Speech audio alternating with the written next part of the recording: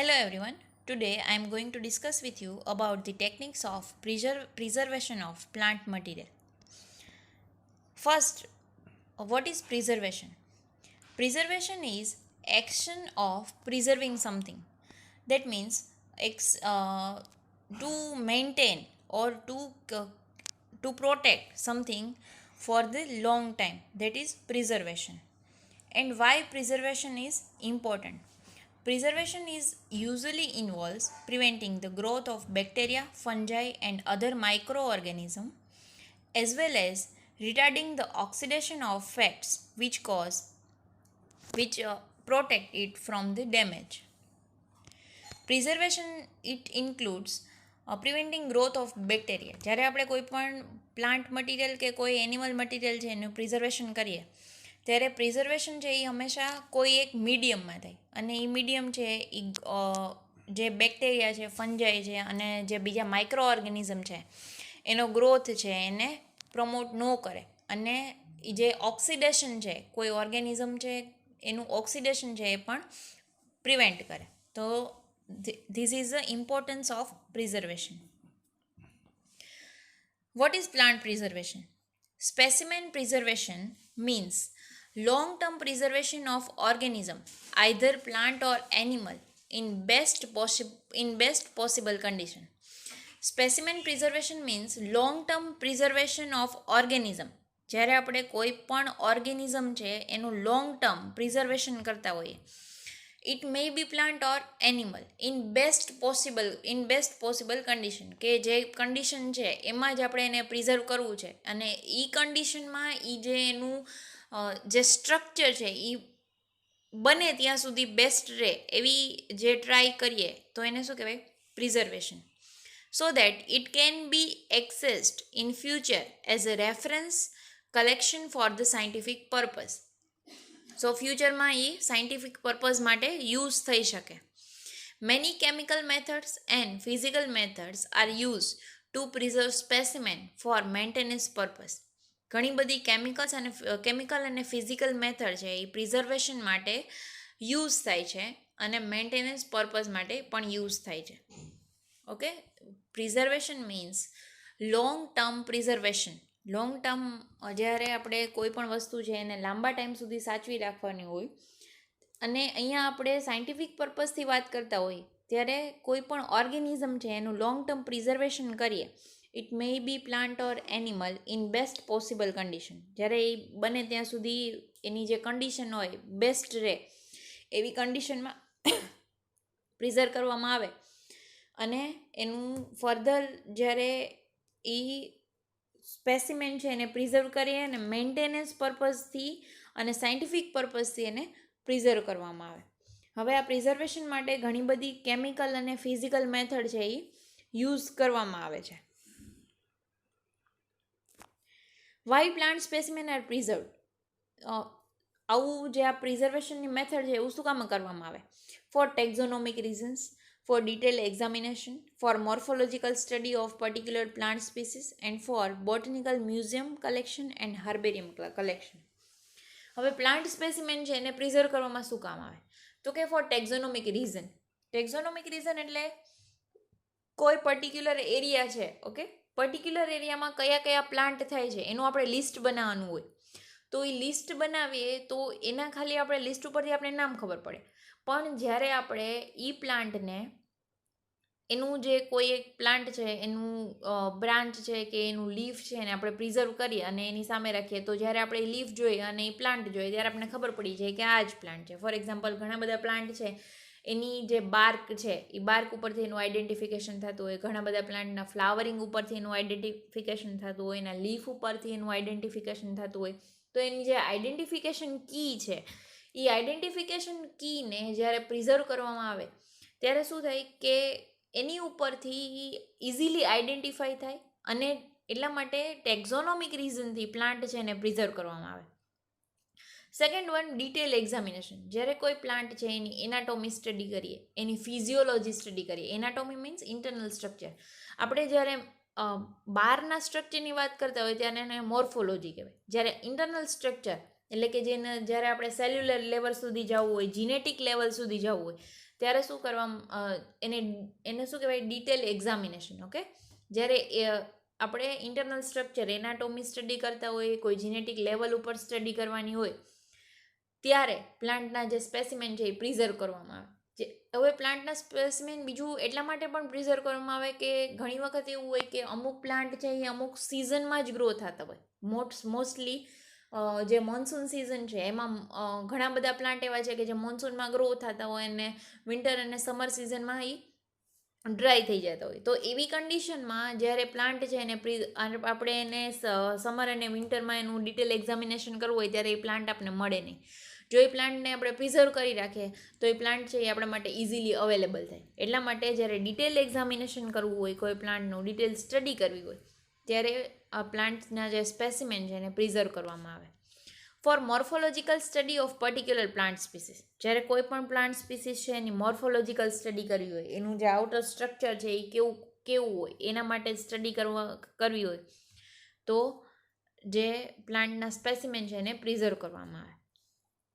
Four botanical museum collection and herbarium collection, જ્યારે botanical museum છે એ બનાવતા હોય, કોઈ એ હર્બેરિયમ મ્યુઝિયમ છે એવું પણ બનાવવામાં આવે. ઓકે, તો એવા જે પર્પઝ છે એ પર્પઝને લીધે પણ પ્લાન્ટના જે સ્પેસિમેન છે એને પ્રિઝર્વ કરવામાં આવે છે.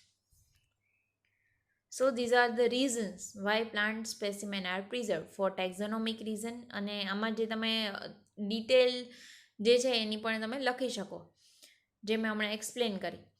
Four detail examination, for morphological study of particular plant species and for botanical museum collection or herbarium collection. Now, methods of plant preservation.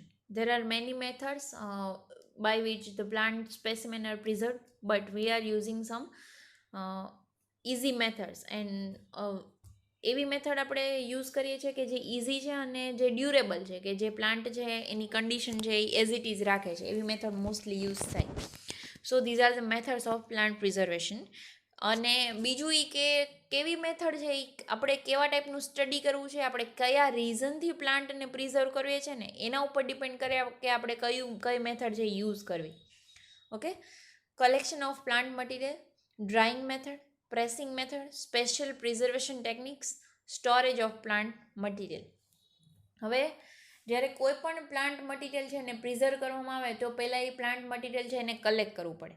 તો collection of plant materials, drawing method. Okay, drawing method use કરવામાં આવે, pressing method use કરવામાં આવે, અમુક જે special preservation techniques છે એ પણ use કરવામાં આવે, અને સ્ટોરેજ ઓફ પ્લાન્ટ મટીરિયલ. આ જે બધી મેથડ છે એ યુઝ કરવામાં આવે.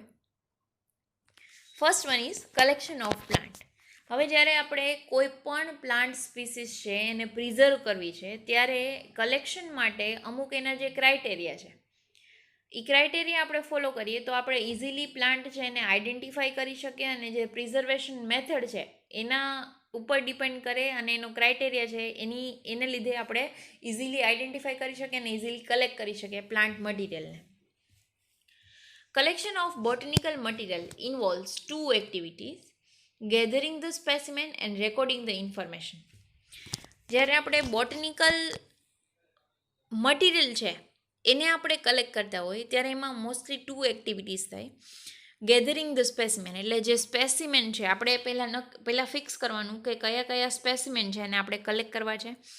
એ સ્પેસિમેન છે એને ભેગા કરી લેવાના. Okay, gathering the specimen and record the information. જે આપણે કયા સ્પેસિમેન છે એ કલેક્ટ કર્યા છે એની ઇન્ફોર્મેશન છે આપણે જ્યારે ફિલ્ડ ઉપર હોઈએ ત્યારે આપણને એની ડિટેલ ઇન્ફોર્મેશન ન ખબર હોય, પણ આપણને જેટલી ખબર હોય એટલી ઇન્ફોર્મેશન છે એ આપણે રેકોર્ડ કરવાની છે. Even if you have relatively good knowledge of local flora, you may be able to accurately identify all plants in the field. હવે જ્યારે આપણે જે કોઈ ફિલ્ડની કે જે સ્પેસિફિક એરિયામાં આપણે જ્યારે કલેક્શન કરતા હોય, એરિયામાં આપણે પ્લાન્ટના જે સ્પેસિમેન છે એ કલેક્ટ કરતા હોય ત્યારે આપણને જો ખબર હોય કે આ એરિયામાં આ જ પ્લાન્ટ થાય, if we have good knowledge of the particular flora of area, you may be able to accurately identify all plants. જ્યારે આપણને ખબર હોય કે આ જે એરિયા છે એમાં આ પ્લાન્ટ જોવા મળે છે, તો આપણે એ પ્લાન્ટ છે ને એક્યુરેટલી આઈડેન્ટિફાય કરી શકીએ અને એને રેકોર્ડ કરી શકીએ ફિલ્ડ ઉપર જ. પણ જ્યારે આપણને ન ખબર હોય કે આ એરિયામાં કયો પ્લાન્ટ થાય છે, કે આપણે એ પ્લાન્ટ છે એને આઈડેન્ટિફાઈ ન કરી શકીએ, તો એવા પ્લાન્ટ છે એની આપણને જેટલી એને આપણે કઈ જગ્યાએથી કલેક્ટ કર્યો છે, એની જે એમાં કોઈ સ્પેસિફિક કેરેક્ટર્સ છે એ જોવા મળ્યા હોય તો એ બધું આપણે રેકોર્ડ કરી લેવાનું. In the field, take care when selecting the plant material for collection. Do not collect species that are rare or endanger. એવી સ્પીસીસ, એવી જ્યારે આપણે કોઈ પ્લાન્ટ કલેક્ટ કરતા હોય ત્યારે હંમેશા એવી સ્પીસીસ છે કે જે રેર અને એન્ડેન્જર છે. ઓકે, જે આપણે if you have good knowledge, તો આપણને જો સારું એવું નોલેજ હોય એરિયાનું, તો આપણને ખબર પડે કે આ રેર અને એન્ડેન્જર સ્પીસીસ છે. જો સારું નોલેજ હોય તો ખબર પડે, અને જો ખબર હોય કે આ સ્પીસીસ છે એ રેર અને એન્ડેન્જર છે, તો એવી સ્પીસીસ છે એને ક્યારેય કલેક્ટ નહીં કરવાની. ઓકે, જ્યારે એવી સ્પીસીસ શું કામ નહીં કલેક્ટ કરવાની, તો કે એ જે નેચરલ એન્વાયરમેન્ટ છે ને એમાં એ માંડ ગ્રો થતી હોય, એમાંય પણ એ બહુ રેરલી ગ્રો થતી હોય, અને એને આપણે કલેક્ટ કરી આવે તો એ ખોટી વસ્તુ છે. ઓકે, તો હંમેશા એવી સ્પીસીસ છે એને ક્યારેય કલેક્ટ નહીં કરવાની કે જે રેર અને એન્ડેન્જર છે. Basic techniques: select specimen in good condition, free of insects, damage, rust or disease. હવે જ્યારે આપણે પ્લાન્ટના સ્પેસિમેન છે એ કલેક્ટ કરતા હોય ત્યારે એની બેઝિક ટેકનિક્સ છે, અને એ ટેકનિક્સ છે એમાં એવા સ્પેસિમેન છે એ કલેક્ટ કરવાના કે જે ગુડ કન્ડિશનમાં હોય. સારી કન્ડિશન મીન્સ કે જે ફ્રી છે. ફ્રી એટલે ઇન્સેક્ટ ફ્રી, કે જેની ફોર એક્ઝામ્પલ કોઈ પ્લાન્ટ છે, એના લીફ છે, એમાં ઇન્સેક્ટ લાગેલા છે અને ઇન્સેક્ટ છે અડધું પાંદડું ખાઈ ગયું છે, તો એવા સ્પેસિમેન છે એને નહીં કલેક્ટ કરવાના. એટલે કોઈ ઇન્સેક્ટથી ડેમેજ થયેલું હોય એવું પ્લાન્ટ મટીરિયલ ક્યારેય નહીં કલેક્ટ કરવાનું. પછી ઘણા બધા પ્લાન્ટ એવા હોય કે જેમાં ડિઝીઝ હોય, તો એવા પ્લાન્ટ છે એને ક્યારેય કલેક્ટ નહીં કરવાના કે જેમાં ડિઝીઝ છે, બિકોઝ એની જે ડિઝીઝ છે એ આપણને ખબર નથી.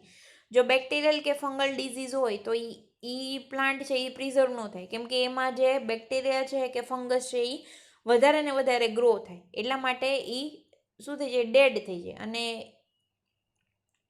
એ જે પ્લાન્ટ છે એ કાંઈ કામમાં ન આવે. એટલા માટે હંમેશા એવા પ્લાન્ટ છે એને કલેક્ટ કરવાના કે જે ઇન્સેક્ટથી ડેમેજ ન થયેલા હોય.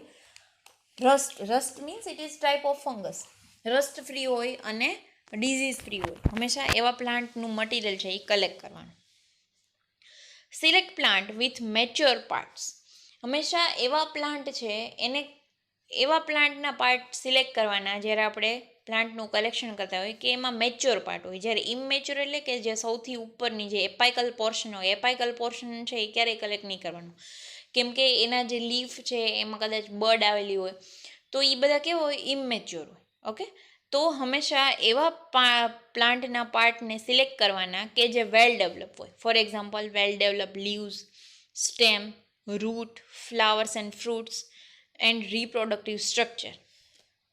ઓકે, તો એવા પ્લાન્ટના જે સ્પેસિમેન છે એ સિલેક્ટ કરવાના કે જેના જે પાર્ટ છે એ હંમેશા મેચ્યોર હોય. Collect entire plants when possible. Even if they are large, the plant can be divided for pressing. હવે જ્યારે પ્લાન્ટ છે, જ્યારે શ્રબ કે હર્બ હોય ત્યારે તમે એને આખો પ્લાન્ટ છે એ આપણે કલેક્ટ કરી શકીએ, પણ જ્યારે ટ્રી હોય તો ત્યારે એ આખો પ્લાન્ટ છે એ કલેક્ટ ન થાય. એની કોઈ એક બ્રાન્ચ છે, એની બાર્ક છે કે એનું જે લીફ છે એ આપણે કલેક્ટ કરી શકીએ. ઓકે, તો જ્યારે હર્બ કે શ્રબ છે, શ્રબ મીન્સ કે જે હર્બેશિયસ પ્લાન્ટ છે, ગ્રાસીસ છે, હર્બેશિયસ પ્લાન્ટ છે, એ પ્લાન્ટ છે એને બને ત્યાં સુધી આખા કલેક્ટ કરી લેવાના. Collect enough plant material from each species to fill true strands of herbarium. હવે જ્યારે આપણે પ્લાન્ટ સ્પેસિમેન જ્યારે કલેક્ટ કરતા હોય ત્યારે એવા સ્પેસિમેન આપણે હંમેશા એવા સ્પેસિમેન લેવાના છે કે જેની અવેલેબિલિટી વધારે છે. એવા સ્પેસિમેન નથી લેવાના કે જે રેર અને એન્ડેન્જર છે. એટલે એવા સ્પેસિમેન અને એવા પ્લાન્ટ કલેક્ટ કરવાના કે જે પ્લાન્ટનું મટીરિયલ છે એ ઇનફ રહે. ઓકે, ફોર એક્ઝામ્પલ, આપણે જે જગ્યાએથી કલેક્ટ કરીએ ને ત્યાંથી આપણે લેબોરેટરી સુધી પહોંચે તો ત્યાં સુધીમાં પ્લાન્ટ ડેમેજ થવાની શક્યતા રહે.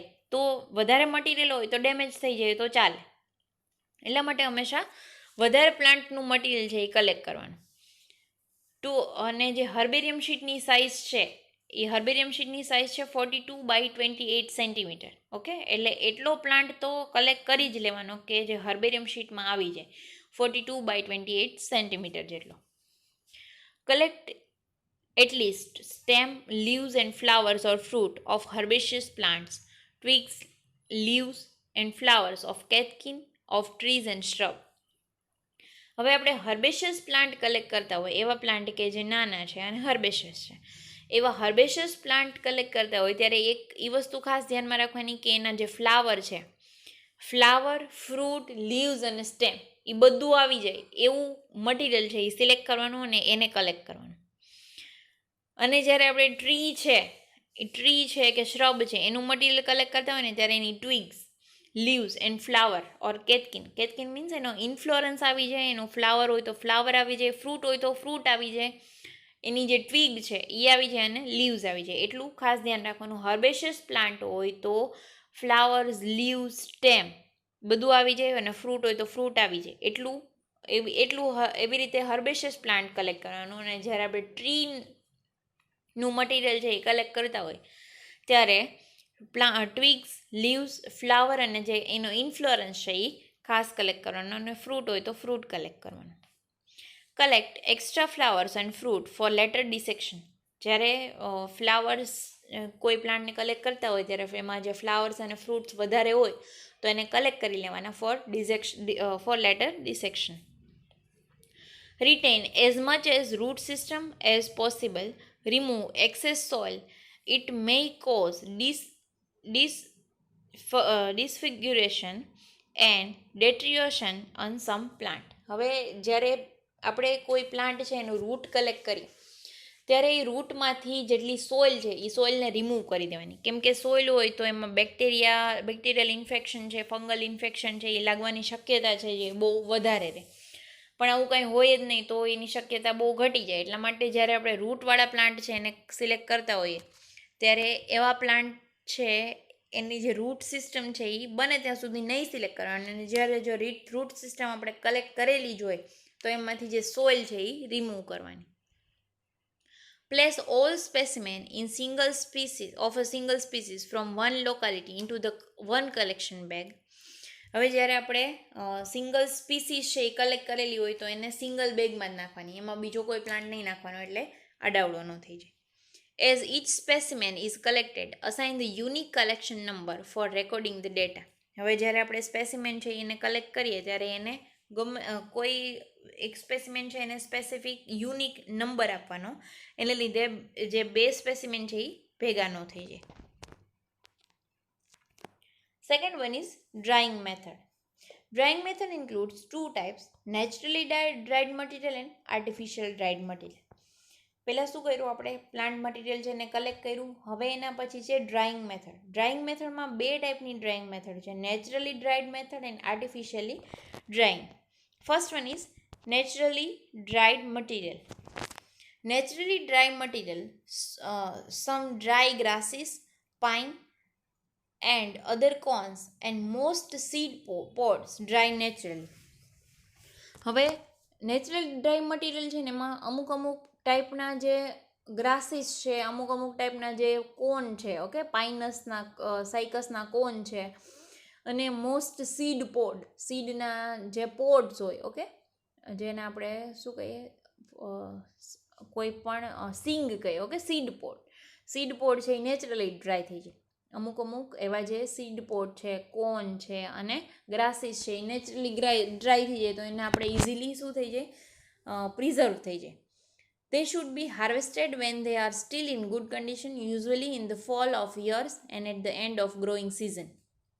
હવે જ્યારે આવા જે ડ્રાય મટીરિયલ છે, ડ્રાય મટીરિયલને એની પેલા એની આપણને સિઝન ખબર હોવી જોઈએ કે આ મટીરિયલ આ ટાઈમમાં ડ્રાય થાય છે, અને જ્યારે એ ગુડ કન્ડિશનમાં હોય, સારી એવી કન્ડિશનમાં હોય ત્યારે એને હાર્વેસ્ટ કરી લેવાના, અને એની જે ગ્રોઈંગ સિઝન છે એ પૂરી થાય એની પહેલાં એને શું કરવાનું, હાર્વેસ્ટ કરી લેવાના. So this is the naturally dry material. Second one is Artificially drying. Fresh plant material should be dried by one of the several methods described in following section. Whichever method is used, the principle of drying flowers or leaves is the same. To remove moisture slowly while at the same time maintaining such as much as original shape, texture as possible. હવે ડ્રાઈંગ છે ને એ ડ્રાઈંગ method છે ને એમાં most important એનો criteria શું છે તો કે એમાંથી જે વોટર છે એ રિમૂવ કરવાનું. ઓકે, વોટર જ્યારે રિમૂવ થઈ જાય ત્યારે એ ડ્રાય થઈ જાય. તો વોટર રિમૂવ કરવાની મેથડને શું કહેવાય? ડ્રાઈંગ કહેવાય. એ વોટર રિમૂવ કરવાની અલગ અલગ મેથડ છે એ આપણે આર્ટિફિશિયલ ડ્રાઈંગમાં યુઝ કરીએ છીએ. કોઈ પણ મેથડ યુઝ થાય તો એ મેથડનો મેઇન પ્રિન્સિપલ શું છે તો કે remove moisture slowly while at the same time maintaining. કોઈ પણ ઓર્ગેનિઝમ છે, it may be flower, leaves, કાંઈ પણ હોઈ શકે. ઓકે, હવે એ જે ફ્લાવર, લીવ્સ એમાંથી આપણે જે વોટર રિમૂવ કરીએ એ વોટર રિમૂવ કરવાની સાથે સાથે એનો જે શેપ અને સાઇઝ છે અને એનું જે ટેક્સચર છે એ જેવું હોય એવું બને ત્યાં સુધી પહેલાં જેવું રહી શકે એવી ટ્રાય છે એ કરવાની. આર્ટિફિશિયલ ડ્રાઈંગમાં શું છે? Air drying. This is by far the simplest and least expensive method use to dry leaves and flowers. હવે જે એર ડ્રાઈંગ મેથડ છે સિમ્પલ મેથડ છે અને લીસ્ટ એક્સપેન્સિવ, એમાં કોઈ એક્સપેન્સ ન લાગે. ઓકે, અને એ ફ્લાવર્સ અને લીવ્સ છે ને ડ્રાય કરવા માટે યુઝફુલ છે. It tax little time and skill and nearly always produce satisfactory result. હવે જે એર ડ્રાઈંગ મેથડ છે એમાં ટાઈમ જોઈએ અને શું જોઈએ? Skill. Sorry, it tax little time and skill nearly always produce satisfactory result. એટલે એમાં થોડોક ટાઈમ જોઈએ અને સ્કિલ જોઈએ અને એના લીધે આપણને જે રિઝલ્ટ છે એ બહુ સારું મળે. All flowers or stems that are semi-dry and that do not wilt readily can be used. હવે જે ડ્રાય મેથડ છે એમાં બધા ટાઈપનું જે સ્ટેમ છે, ફ્લાવર છે, જે સેમી ડ્રાય છે, ઓકે, અને જે બહુ ઇઝીલી ખરાબ ન થઈ જાય એવું જે મટીરિયલ છે એ યુઝ થાય એર ડ્રાયમાં. Use a drying rack for individual specimen or tie flowers in loose bunches with rubber band or twist ties and hang upside down and cool dry well ventilated room. હવે ડ્રાઈંગ method છે એની method આપેલી છે કે dry કેવી રીતે કરવાનું. તો કે વેલ વેન્ટિલેટેડ રૂમ હોય એવું રૂમ છે એ ચૂઝ કરવાનો કે જ્યાં હવાની અવર જવર છે એ બહુ ઇઝીલી થઈ શકે. એવી કન્ડિશનમાં જે ફ્લાવર્સ છે, ફોર એક્ઝામ્પલ આપણે ફ્લાવર્સને ટ્રાય કરવા તો ફ્લાવર્સ છે એને લૂઝ બંચ છે એમાં બાંધી દેવાના અને કેનાથી બાંધવાના? રબર બેન્ડથી. અને એને શું કરવાના કે હેંગ અપસાઇડ ડાઉન, એને ઉલટા લટકાવી દેવાના અને એને કૂલ અને ડ્રાય વેલ વેન્ટિલેટેડ રૂમમાં. One is microwave drying. Using a microwave oven for drying flowers is another method to preserve flowers and other plant material. હવે માઇક્રોવેવ ઓવન જે યુઝ કરવામાં આવે તો એ પણ બેસ્ટ રિઝલ્ટ આપે અને સેટિસ્ફેક્ટરી રિઝલ્ટ આપે four ડ્રાઈંગ flowers and other plant material. Microwave drying takes only few minutes and provide material that looks fresher and more colorful than obtained by other method. જ્યારે microwave મેથડથી આપણે કોઈ material છે એને dry કરીએ ત્યારે શું થાય કે એમાં બહુ ઓછો ટાઈમ લાગે, ફ્યુ મિનિટ્સ, થોડીક મિનિટોમાં ડ્રાય થઈ જાય અને જે મટીરિયલ છે એના પછી જે ડ્રાઈડ મટીરિયલ છે એ આપણને કેવું મળે? ફ્રેશર અને મોર કલરફુલ. ઓકે, બિકોઝ એમાં કોઈ વેધરની ઇફેક્ટ ન થઈ હોય એટલા માટે ફ્રેશ મળે અને મોર કલરફુલ મળે બીજી બધી મેથડથી. Use dehiscent such as silica gel support the flowers in glass or special microwave container. જ્યારે સિલિકા જેલ જેવા અમુક કેમિકલ કમ્પોનન્ટ છે યુઝ કરવામાં આવે to support of flower in glass or special microwave container. જ્યારે ફ્લાવર્સને કે એવા જે પ્લાન્ટના ઓર્ગન્સ છે એને આપણે ડ્રાય કરતા હોઈએ ત્યારે સિલિકા જેલ જેવા કેમિકલ કમ્પોનન્ટ છે એ યુઝ કરવામાં આવે અને એને કોઈ પણ ગ્લાસ કે સ્પેશિયલ જે માઇક્રોવેવમાં ચાલે એવું કન્ટેનર હોય એમાં એને રાખવામાં આવે. Do not cover the container. એ કન્ટેનર છે એને કવર નહીં કરવાનું. Always place a cup of water in the oven before starting to prevent excessive drying. હવે જ્યારે આપણે ડ્રાય કરતા હોય કોઈ મટીરિયલને ત્યારે શું કરવાનું કે એક કપ વોટર ભરી અને માઇક્રોવેવમાં રાખી દેવાનું, જેને લીધે એક્સેસ ડ્રાઈંગ ન થાય. બહુ વધારે ડ્રાય થઈ જાય તો એ મટીરિયલ શું થઈ જાય, તૂટી જાય. એટલે એક્સેસ ડ્રાઈંગને પ્રિવેન્ટ કરવા માટે એનું જે એક્સેસ ડ્રાઈંગને પ્રિવેન્ટ કરવા માટે માઇક્રોવેવમાં એક કપ એક વોટર રાખી દેવાનું. Do not use wire or any metal materials. જ્યારે આપણે ડ્રાય કરતા હોય ત્યારે કોઈ પણ મેટલ મટીરિયલ છે કે વાયર છે એનો યુઝ નહીં કરવાનો. In natural method and natural મેથડમાં જ્યારે નેચરલ ડ્રાઈંગ થાય ત્યારે એને શું કહેવાય, નેચરલી ડ્રાઈંગ. અને આર્ટિફિશિયલી ડ્રાઈંગમાં air drying and microwave drying. In next lecture we will study about the further methods of drying. Thank you.